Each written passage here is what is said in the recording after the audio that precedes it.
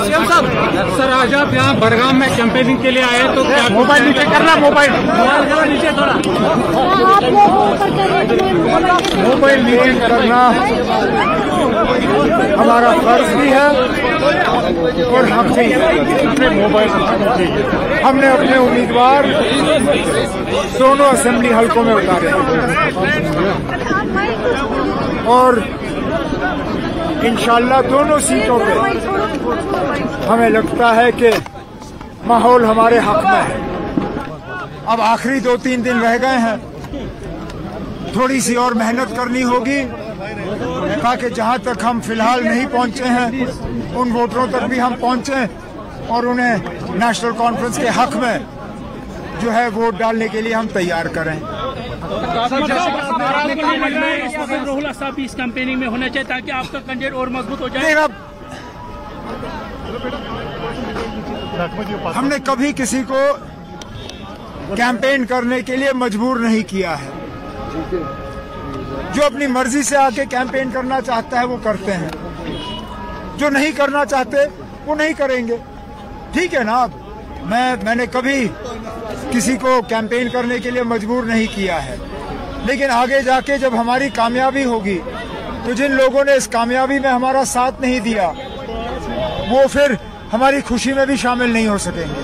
उमर साहब, जैसे कि आपने अपनी तकरीर में कहा आपको मजबूर किया गया बड़गाम में, किसको कौन सा मजबूर किया?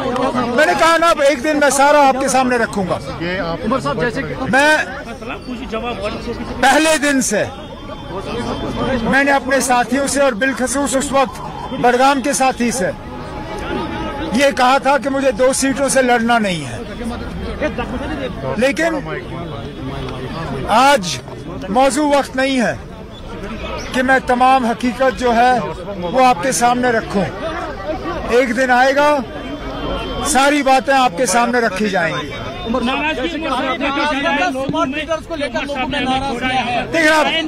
लेकिन आप सुनिए, मीटर लगाना ना लगाना वो लोग अपना फैसला करें, लेकिन जैसे मैं लगातार कहता रहा,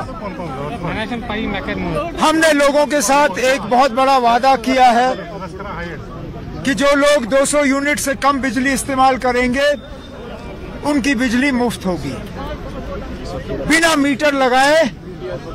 इस वादे को हम पूरा नहीं कर पाएंगे। आप अगर इस बहुत बड़े फैसले में शामिल नहीं होना चाहते हो मत लगाइए मीटर, लेकिन कल को जब 200 यूनिट मुफ्त बिजली हम फराहम करना शुरू करेंगे और आपके घर में मीटर नहीं होगा और आपको इस चीज का फायदा नहीं मिलेगा, तो उसके लिए फिर आप उन लोगों को कसूरवार ठहराइए जो इन मीटरों पे सियासत कर रहे हैं, क्योंकि उनके पास और कुछ यहाँ लोगों को बेचने के लिए है नहीं। उन्होंने धोखे और झूठ के अलावा यहाँ लोगों को कुछ नहीं दिया। हम लोगों को राहत पहुंचाना चाहते हैं, राहत पहुंचाने का ये एक जरिया है। अब लोग इसमें शामिल होना चाहते हैं या नहीं, ये लोगों तक है। वंदे मातरम को लेकर काफी सारी कंट्रोवर्सी हुई, रिलीजियस बॉडीज ने भी आपसे अपील की है। ये फैसला काबिना के जरिए नहीं हुआ है। मोबाइल आपका आ रहा है, आप कितना ना एजुकेशन मिनिस्टर साहिबा का कहीं पे इस फैसले पे दस्तखत है।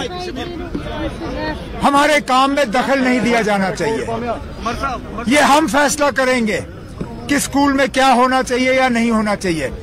बाहर कहीं से इन मामलों में डिक्टेशन नहीं आना चाहिए।